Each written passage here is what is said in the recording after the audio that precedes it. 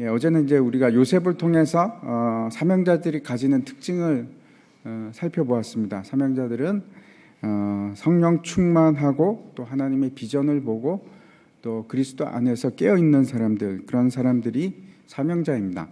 이제 오늘은 이제 모세 이야기를 통해서 하나님이 그 사람을 어떻게 사용하실 것인가 하는 것을 우리가 같이 살펴봤으면 좋겠습니다. 우리가 이제 보통 사람을 평가할 때 뭘로 평가를 하는가? 여러분은 어떻게 하십니까? 저 사람을 평가할 때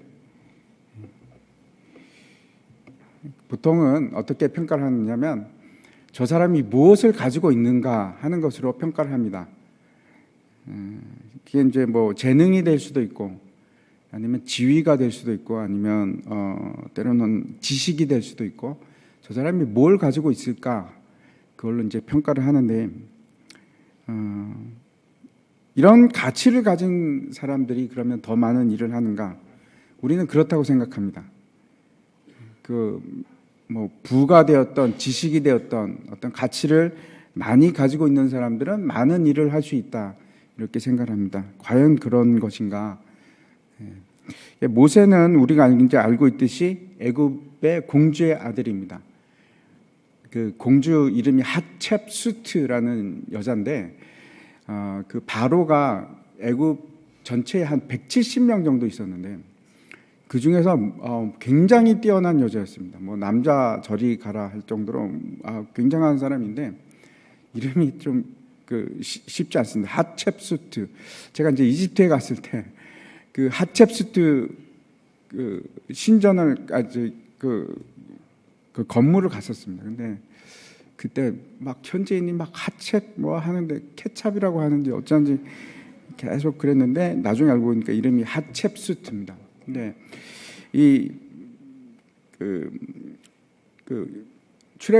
출애굽기에 보면 처음에 이제 1장에 보면 요셉을 알지 못하는 새 왕이 이제 그 바로가 되었다 이런 구절이 나옵니다. 이 사람이 누군가면 투트모세 1세인데 이 사람은 이제 모세를 모르는 사람입니다.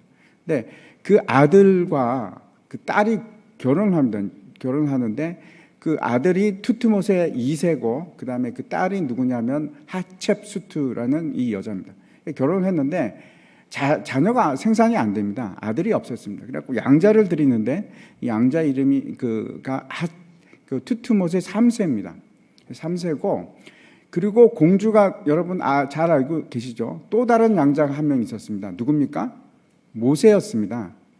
양자가 2명이 있었는데 이제 결국은 누가 왕이 되는가 하면 투트모세 3세가 왕이 되는데 섭정을 합니다. 이 하첵수트 여왕이 섭정을 해서 무려 한 45년간 여자 파라오가 돼서 이제 애굽을 통치하는데 뭐 굉장한 여자였습니다. 근데 그 여자가 왕위를 내려놓을 때 모세가 몇 세였는가? 그때 45세입니다.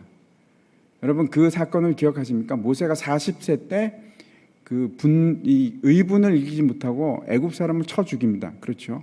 그리고 그 사건 때문에 망명자가 돼서 도망을 가는데 만약에 모세가 한 5년만 더 참았으면 모세가 바로가 될 수 있었습니다. 파라오가 될 수가 있었습니다. 그럼 모릅니다. 뭐 어떻게 될지는 모르겠지만 그랬던 사람입니다. 모세가 대단한 사람이었는데 그 투트모세 3세하고 이제 왕위 경쟁에 있었던 그런 사람이었는데 그 정치적인 회용돌이 속에서 막 그 암투 속에서 있다가 사람을 죽이는 바람에 이제 망명자가 되었고 미디안 광야에서 무슨 일을 하냐면은 목동이 됩니다. 목자가 됩니다. 그 당시에 가장 천한 일입니다. 그리고 이제 뭐 아무도 알아주지 않은 그러니까 노바디가 됩니다. 완전히 잊혀진 사람이 되어서 아무도 인정을 받지 못하는 그런 사람으로 살아가고 있는데 그걸 40년을 더 그렇게 삽니다. 그때 이제 하나님께서 모세를 부르시는데 이렇습니다. 이제 양을 치러 가다가 호렙산으로 지나가다가 저기 보니까 떨기나무가 있는데 떨기나무에 불이 붙어 있는 겁니다. 근데 신기하게도 그 불이 그 떨기나무는 전혀 타지 않는 불.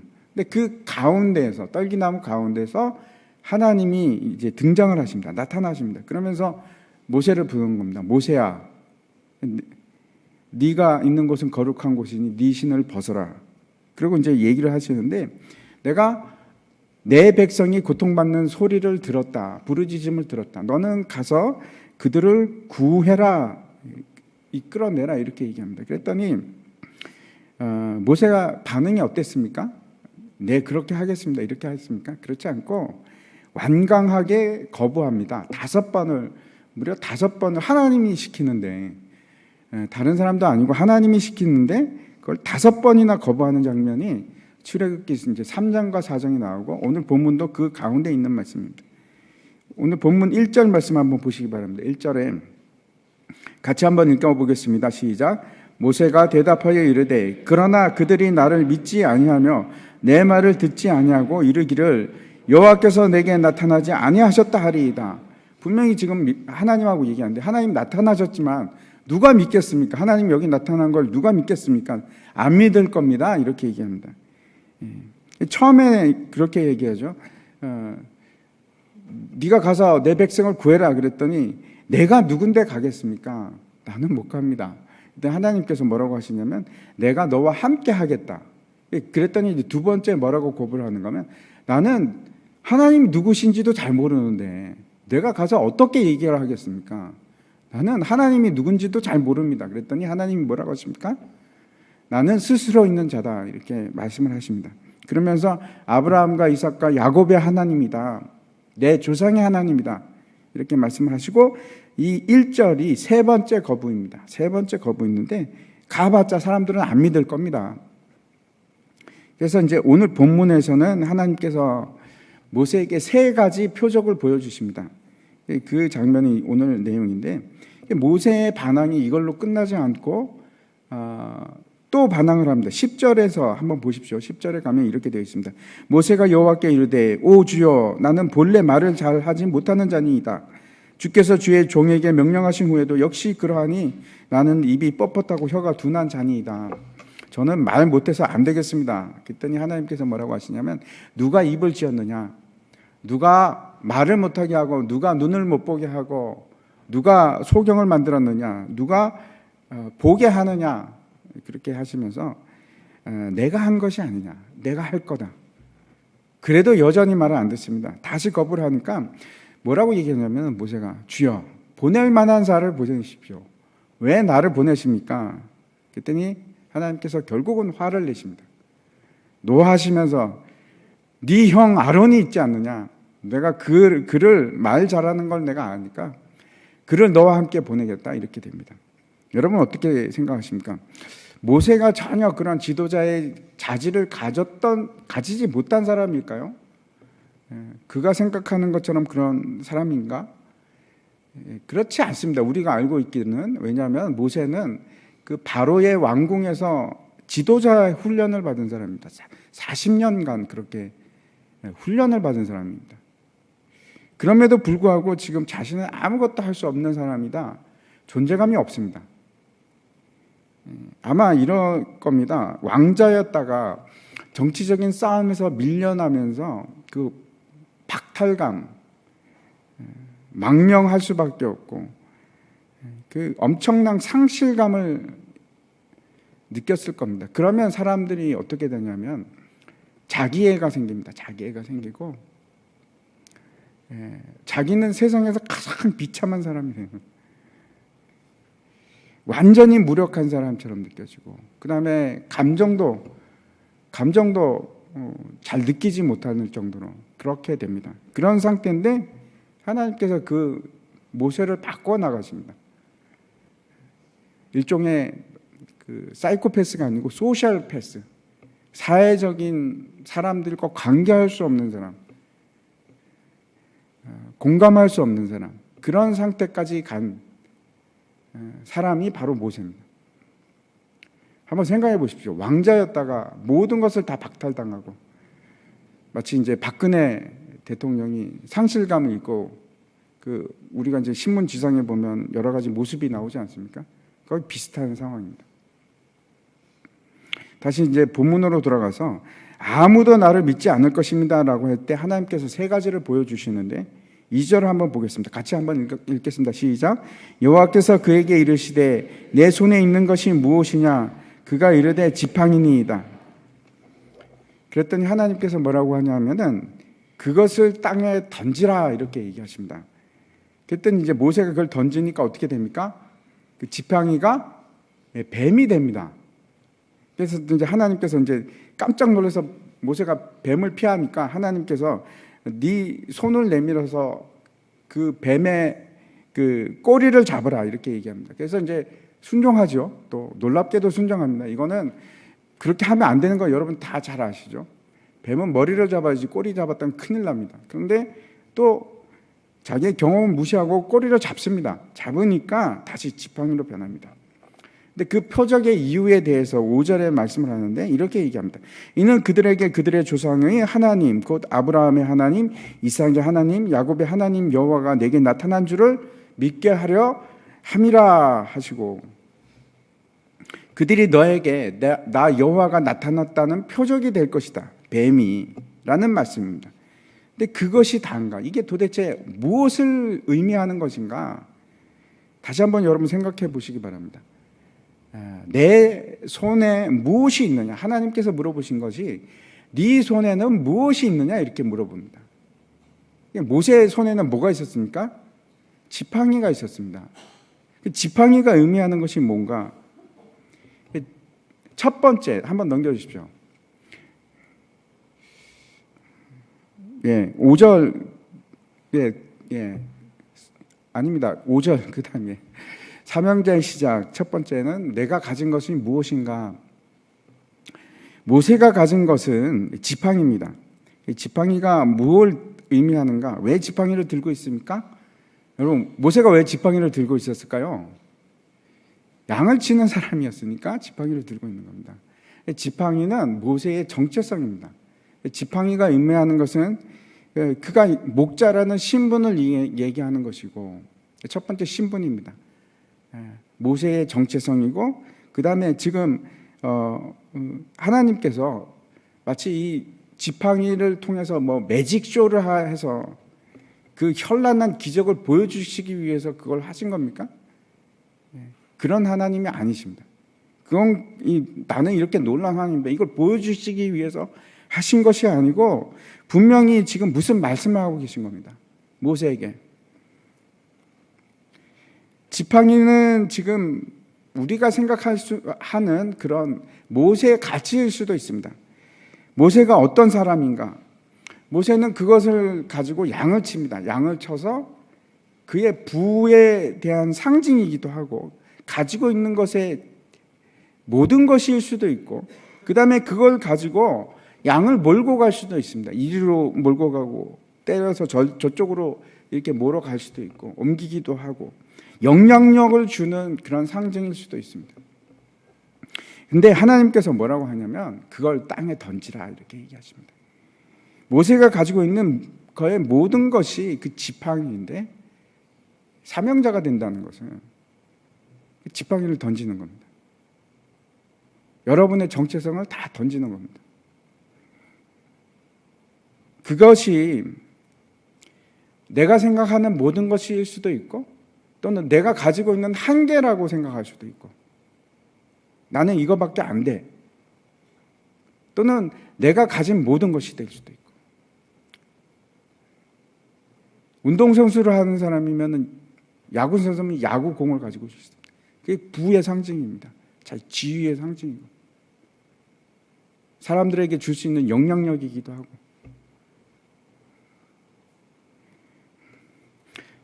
자신이 가지고 있는 그 한계를 내던질 때 또는 내가 가지고 있는 내 모든 것이라고 생각하는 것을 던지기 시작할 때 그때 사명자가 되는 겁니다. 내가 거기에 갇혀 있는 것이 아니고 지팡이를 던지니까 어떻게 되냐면 이 지팡이가 뱀이 됩니다.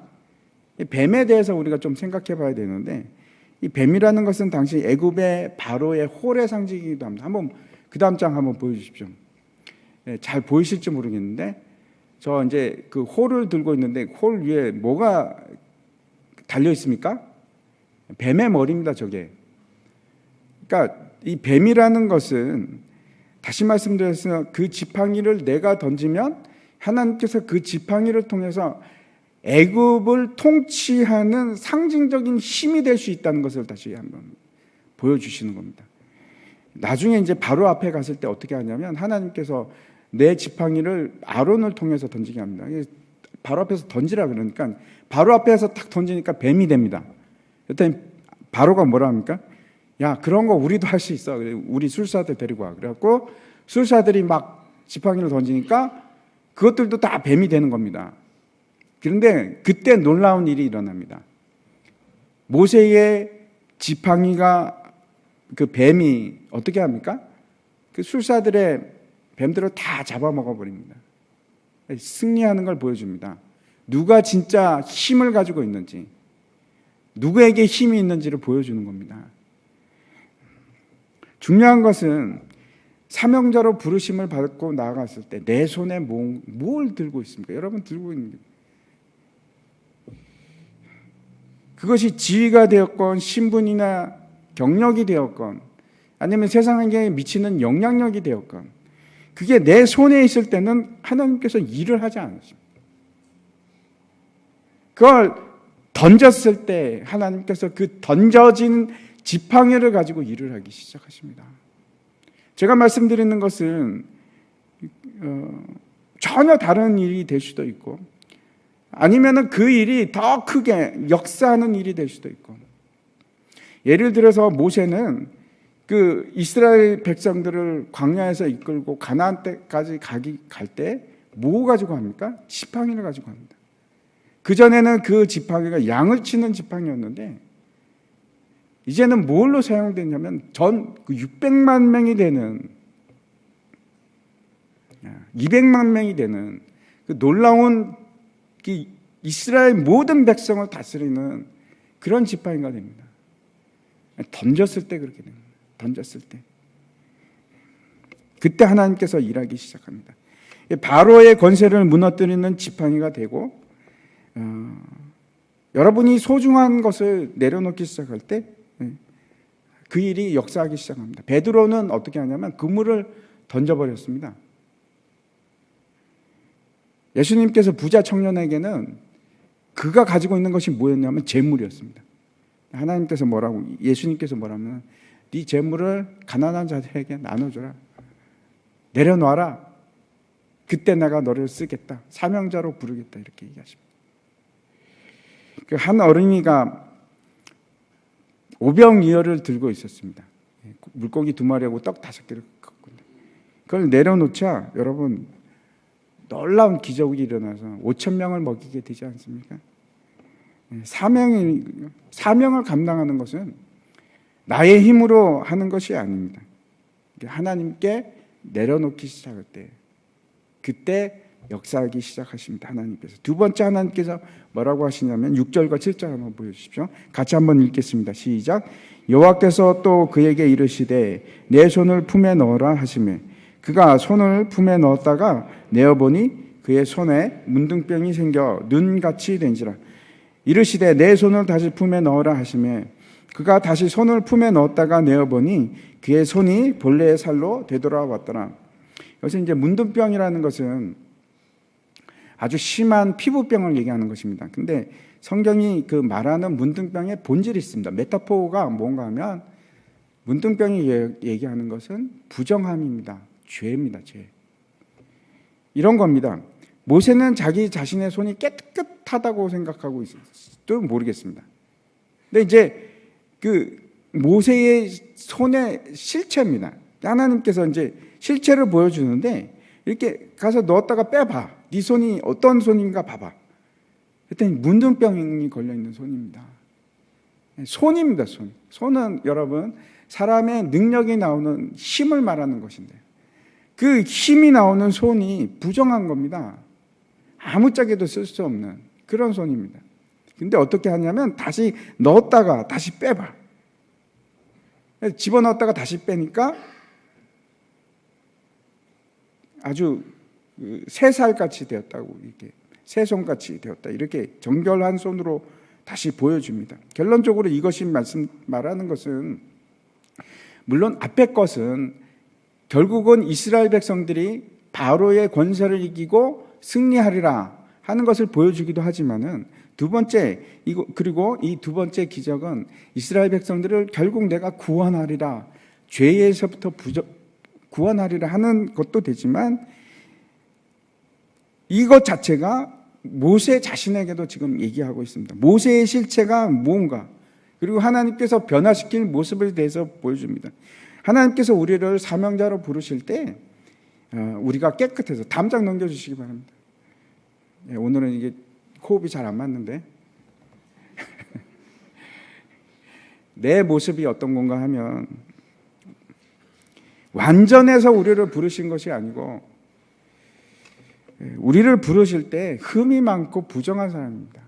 우리는 언제나 이렇게 생각합니다. 내가 더 깨끗해지면, 내가 준비가 되었을 때 하나님의 일을 할 수 있으리라. 그렇지 않습니다. 그건 하나님께서 정하시는 겁니다. 하나님께서 부르시면 내가 준비가 되었건 안 되었건 하나님께서 하십니다.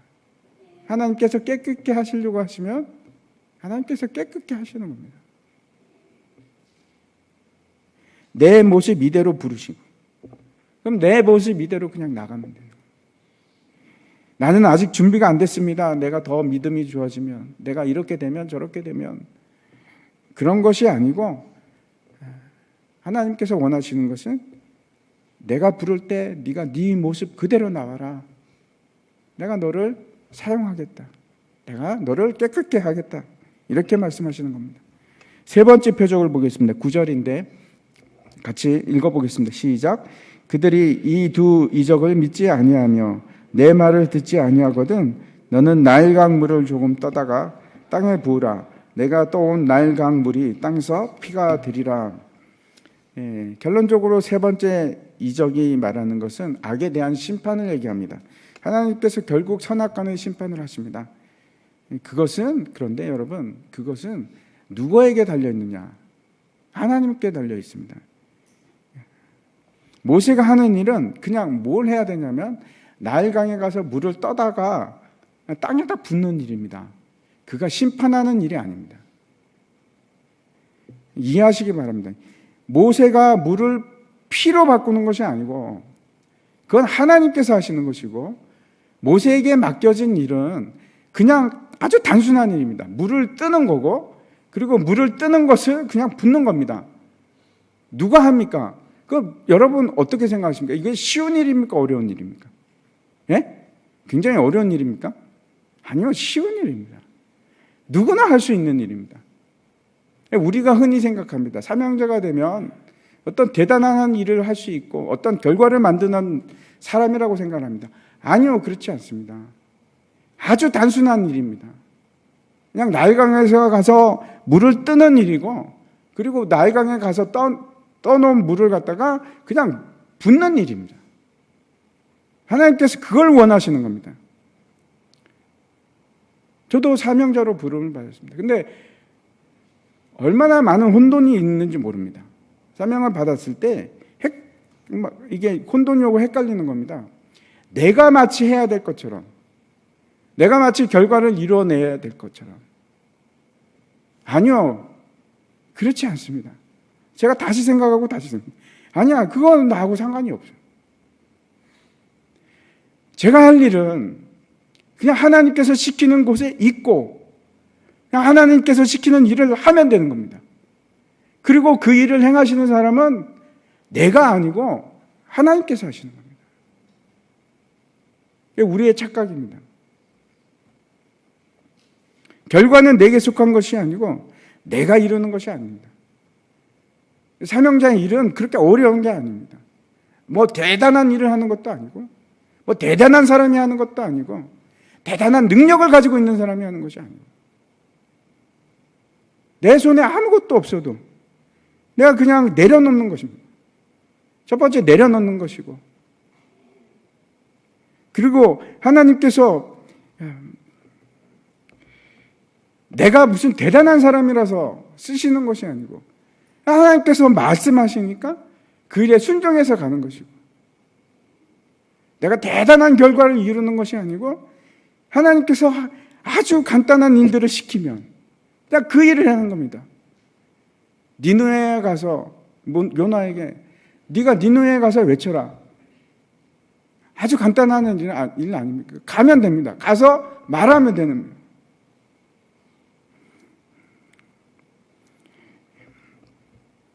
우리 그 소망 나눔 축제도 마찬가지입니다. 내가 전도자로 쓰는 거, 사명자로 쓰는 거, 내가 그 사람을 바꾸려고 하는 것도 아니고, 내가 그 사람들에게 어떤 식으로 해갖고 영향력을 미쳐가지고 그 사람을 뭐 변화시키고 하는 것이 아니고, 아주 단순한 일입니다.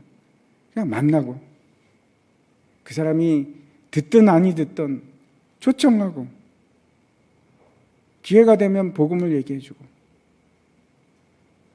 그리고 결과는 하나님께서 하시는 겁니다. 하나님께서 전도하라 그러면 전도하면 되는 거고, 가라 그러면 가는 것이고, 만나라 그러면 만나고, 기도하라 그러면 기도하고, 결과는 우리에게 속해 있지 않습니다. 이루시는 이는 하나님이십니다. 제가 이 생각을 계속 합니다. 결과는 나한테 중요하지 않아요. 우리가 사람인지라 그래도 계속 결과를 또 생각하게 됩니다. 네, 오늘 말씀을 통해서 우리가 확신했으면 좋겠습니다. 결과는 하나님께서 하시는 거고, 내가 할 일은 순종하는 거예요. 이게 사명자가 할 일들입니다. 같이 기도하겠습니다.